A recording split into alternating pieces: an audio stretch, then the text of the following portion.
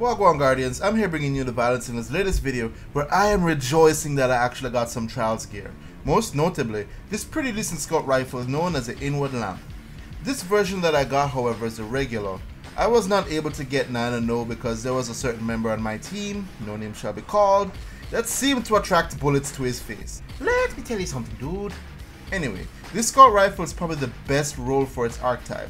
It's a low impact high rate of fire scout rifle, which is on the exact opposite of what the Scholar used to be for last year's Trials of Osiris. The Inward Lamp comes with full auto and a final perk that's random. I got Hidden Hand, which is supposed to improve target acquisition, but I'd much rather have gotten Zen Moment or something that increases my stability. I say this because this gun's stability is fairly low even with small bore enabled. Comparing the Inward Lamp to other scout rifles, the Hung Jury, as you guys can see, has it beat in stability, even with less bullets in the magazine. Well, the Touch of Malice, however, has a lot less range and a lot less stability and a lot less bullets, but you know, the Touch of Malice is a Touch of Malice. Personally, this is my favorite archetype of scout rifle, and when I first got it, I was so excited to try this gun in both daily PvE and PvP and see how well it performs. And for those of you that are watching, you can probably get an understanding about how this gun works and see if it's right for you or not if you haven't gotten it already. In PvE, this gun's fire rate is so quick it reminds me of Osiris regime with focus fire, but with a lot more impact. It takes little or no effort to get enemies down from up close or from a distance. Getting headshots with this gun is fairly easy because you know these guys don't move around too much, and that's when Hidden Hand is actually helpful. I was actually surprised to find out that this PvP gun actually performs so well in PvE. Hell, even mages with overshields go down in one clip. With small bore on, I only get about 17 bullets in the magazine, but that's just fine. My only suggestion, however, is to actually wear gear that actually increases the amount of scout rifle ammo in reserve. Otherwise, you'd only be holding 113. And if you're thinking, that's not so bad, do some math, man. You'd only get to reload about 6 times. And trust me, it takes no effort for this gun to fire off its 17 rounds. And if it's doing anything like a high level strike or a raid where enemies are beefier than normal, then you'll find yourself running out of ammo a lot quicker than you should be.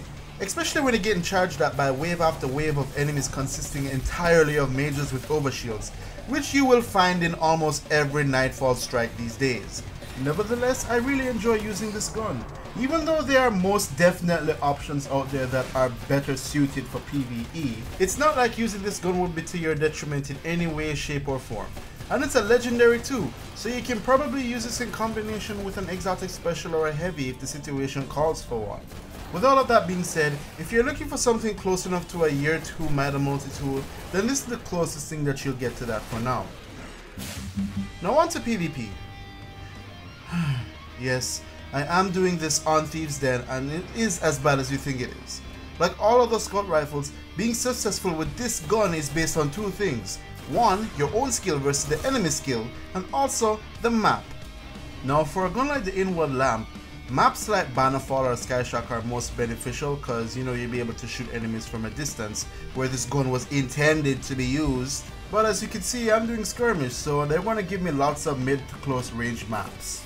Regardless, I think I did okay with this gun, as should anyone who knows how to use a scout rifle in PvP. Unfortunately, the Inward Lamp just isn't that great in PvP. It's not bad, but the biggest problem that this gun faces is this combination of a low impact with a low stability.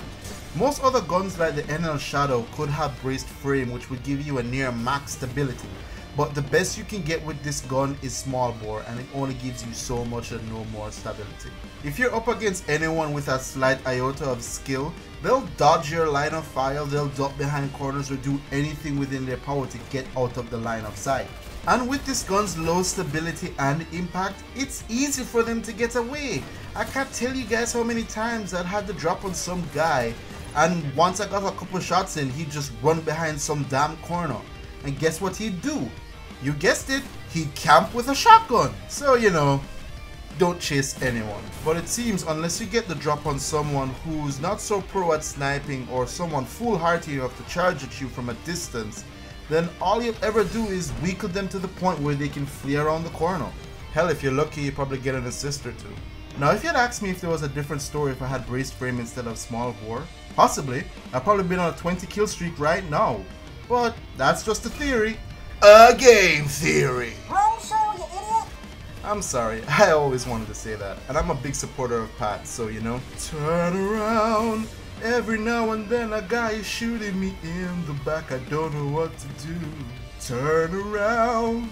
Hooray for popping the hammer then running all the way around the map to kill one guy, right? Especially when they're all behind me shooting me in the back. Anyway, there's not much else I can say about this gun. Does it feel like a worthy reward for doing Trials of Osiris? Yes and no. I got mine as a gold tier reward after completing the quest, so there wasn't much effort behind it. But to go 9-0 to get the same gun with the only difference being a color swap on an extra perk that's not useful for anything outside of the trials? No, I'll pass. I personally don't see any good reason behind going 9-0 anymore now that all the primaries are burners. But that's just me. I personally don't like the trials anyway because it promotes PvP elitism and it limits usage of weapons to specific archetypes. But I'll leave that subject for another time. Tell me what you guys think of this gun. Is it good for you? Is it bad for you? Let me know in the comment section below or on Facebook or Twitter. You can also tell me what you guys think about this video right here. If you like it, you can hit the thumbs up or you can subscribe. And until next time, Guardians, in everything that you do, be legendary.